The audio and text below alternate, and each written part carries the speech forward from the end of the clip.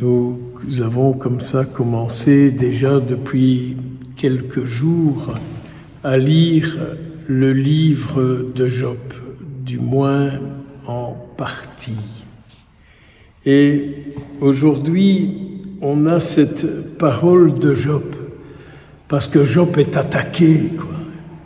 Job est attaqué par les gens qui l'entourent et qui lui disent « Mais enfin, comment est-ce possible que tu crois dans ce Dieu qui ne te protège pas plus, quoi? Comment est-ce que tu crois dans ce Dieu qui ne te protège pas plus ?» C'est ce qu'on entend aujourd'hui. Comment croire en Dieu avec tout ce qu'on voit, avec tout ce qui se passe?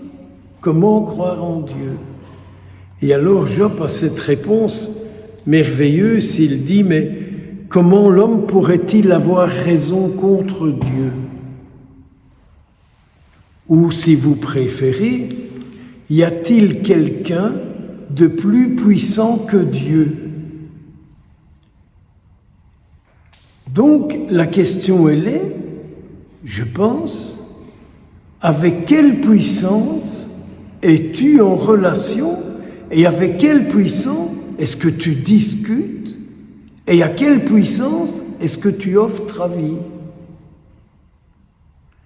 Et Job dit, moi, il peut m'arriver n'importe quoi.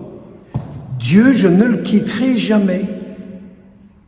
Parce que je sais que celui qui a raison sur tout et sur tous. Donc je ne quitterai jamais Dieu. C'est vrai, dit Job, Dieu ne répond pas à toutes mes demandes. J'aime bien d'entendre ça parce que moi aussi, Dieu ne répond pas à toutes mes demandes. Et Dieu ne fait pas ce que je dis.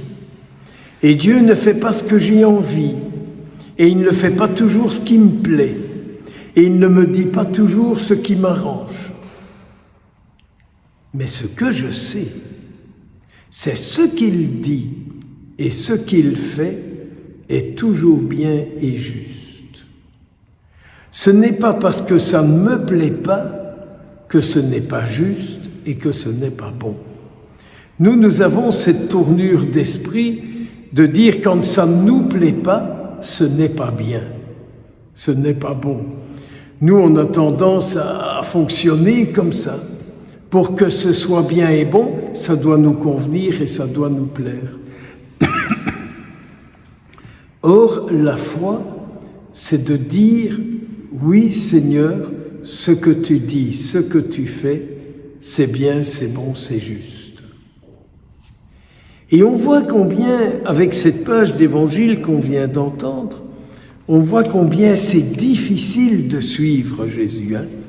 Tout d'un coup, comme ça, on se passionne et on lui dit « Ah, mais moi je vais te suivre, tu sais. Mais partout où tu iras, je serai avec toi.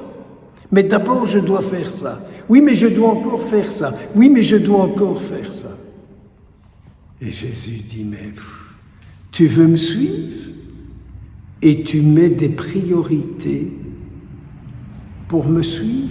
D'abord ça et d'abord ça. » Moi, je ne suis pas là pour juger les gens, ce n'est pas mon rôle ni ma mission, mais c'est ce qu'on vit aujourd'hui. Oui, mais je veux bien suivre Jésus, mais quand même, je ne viendrai pas à la messe parce que j'ai ceci. Je ne viendrai pas à la messe parce que j'ai cela. Ou encore ci, ou encore ça. Et Jésus dit, après tu voudrais me suivre et tu as des choses qui te sont plus prioritaires que moi. Car notre priorité correspond à la réalité de notre vie. Si Jésus est ma priorité, je lui donnerai la première place. Si mon père, ma mère, ma famille et tout ça sont la priorité, c'est à ça que je donnerai la priorité. Si mon cours de gym est ma priorité, je donnerai la priorité à mon cours de gym. Si ma priorité c'est aller faire ceci ou aller faire cela, je donnerai ma priorité à ça. Il ne faut pas se plaindre. Il ne faut pas se plaindre de Jésus. Il dit, l'amour n'impose pas. Il dit, je suis la priorité. Eh bien, montre-moi que je suis ta priorité.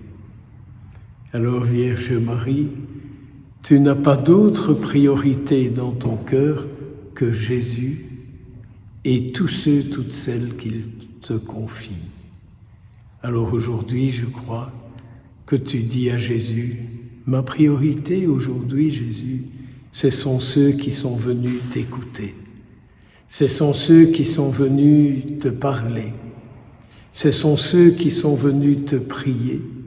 Ce sont ceux qui aujourd'hui sont venus communier à ton corps pour que ta vie devienne leur vie. Ma priorité, Jésus, c'est eux, car ils ont dans le monde une place que personne d'autre qu'eux ne peut tenir. Alors elle leur continue en lui disant, je te demande une chose, bénis-les et sois avec eux. Amen.